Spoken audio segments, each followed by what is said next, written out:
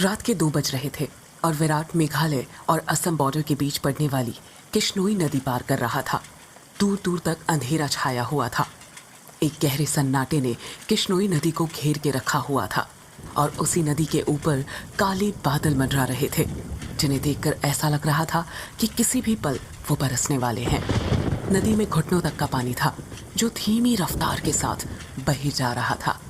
विराट के एक हाथ में मोबाइल का टॉर्च था तो दूसरे हाथ में साइकिल का हैंडल।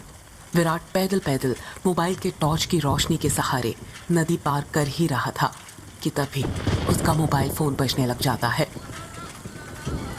विराट ने फोन उठाते हुए कहा, हाँ वंदना, बोलो। मोबाइल के अंदर से एक औरत की आवाज सुनाई देती है। कहाँ तक पहुँचे आप जी? किश्नोई नदी तक पहुंच गया हूँ वंदना, बस ये किश्नोई नदी पार करी और फिर मैं सीधे तुम्हारे पास। वंदना की घबराते हुए आवाज सुनाई देती है। क्या कहा? किश्नोई नदी पार कर रहे हो आप? और नहीं तो क्या, अब तुम्हें तो पता ही है कि बंगला मुड़ा गांव से रोंगकामुचा गांव जाने का तो एकमात्र यही रास्ता है ना, और वो भी नदी पार करके जाना पड़ता है।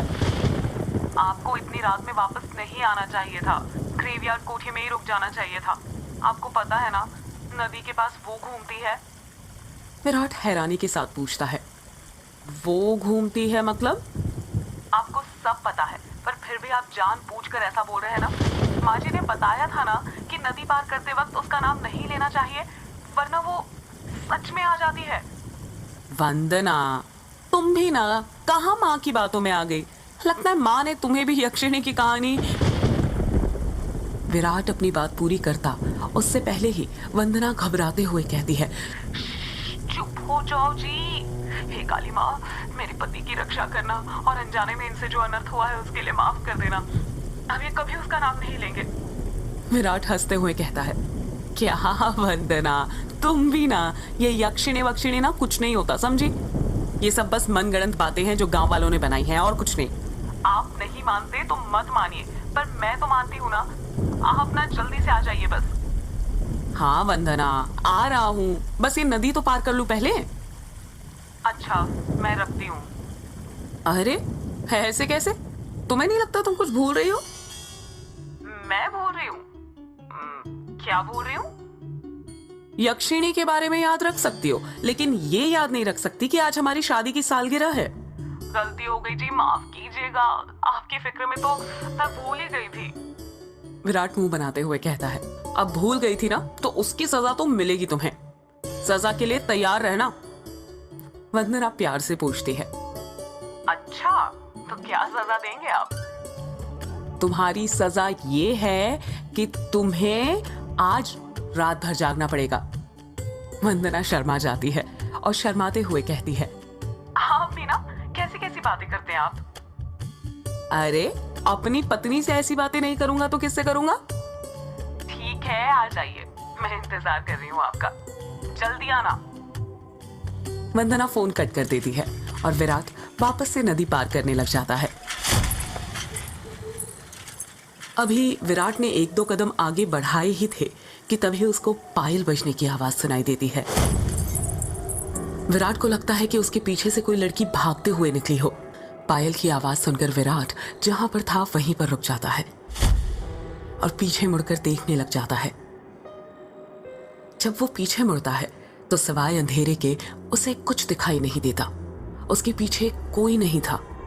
ये वंदना भी ना यक्षिणी का नाम लेकर ना मेरे मन में ना उसका वहम डाल दिया है, और वही वहम डरा रहा है अब मुझे।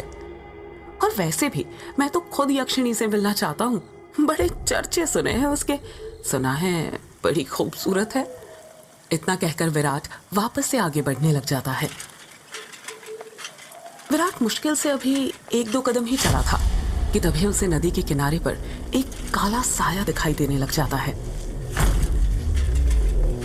उस काले साए को देखकर विराट के कदम अपने आप थम जाते हैं। साए को देखकर ऐसा लग रहा था कि जैसे वो विराट का ही इंतजार कर रहा था।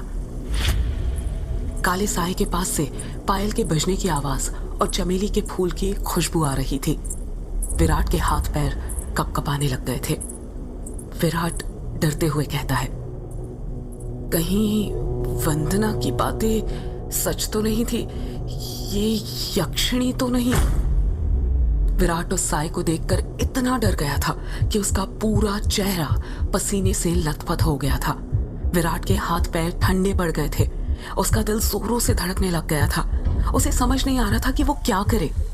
विराट डरते हुए कहता है, कौन है वहां पर? कोई जवाब नहीं आता है। सन्नाटा अब भी छाया हुआ था। विराट अपने मोबाइल का टॉर्च उस काले साय पर मारने लग जाता है।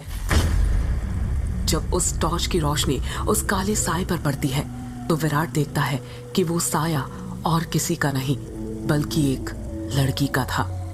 नदी के किनारे पर एक बहुत ही खूबसूरत लड़की खड़ी हुई थी, जिसकी उम्र करीब 24 साल और लंबाई 5 फीट 2 इंच थी। उसकी लंबी सी गर्दन, गुलाबी से होंठ, बाल खुले हुए जो उसके कमर तक आते थे, उसका गोरा बदन और उसी गोरे बदन पर उसने काली साड़ी पहन रखी थी। वो लड़की किसी अप्सरा से कम नहीं लग रही थी। वो इतनी खूबसूरत थी कि कोई भी मर्द उसका रूप देखकर अपनी हदों को भूलकर उसकी बाहों में मदहोश होना चाहेगा। वो लड़की अपने हाथ से विराट को इशारा करते हुए अपने पास बुलाती है। उस लड़की को देखकर विराट भूल गया था कि यक्षिणी जैसी कोई चीज भी होती है। विराट अपनी साइकिल को वहीं पर छोड़ देता है और जल्दी जल्दी उस लड़की के पास जाने लग जाता है, जैसे उसके बदन में कोई आग लग गई हो। विराट उस लड़की के पास जाकर उससे धीरे से पूछता है, कौन हो तुम और यहां पर क्या कर रही हो? क्या नाम है तुम्हारा? लड़की अपने चेहरे पर मुस्कान लाते हुए कहती है, नाम में क्या रखा है, जो रखा है काम में रखा है। कैसा काम? लड़की विराट की आंखों में देखते हुए कहती है, वही काम जो तुम घर पर जाकर अपनी पत्नी के साथ करने वाले थे। तुम उसे आज रात भर जगाना चाहते थे ना, क्या तुम मुझे नहीं जगाओगे? उस लड़की की आंखों में एक नशा सा था, जिसे देखकर विराट सब कुछ भूल गया था। ऐसा लग रहा था जैसे वो उसके वश में आ गया हो। विराट भी उस लड़की की आंखों में देखते हुए कहता है, हाँ क्यों नहीं, मैं तुम्हें आज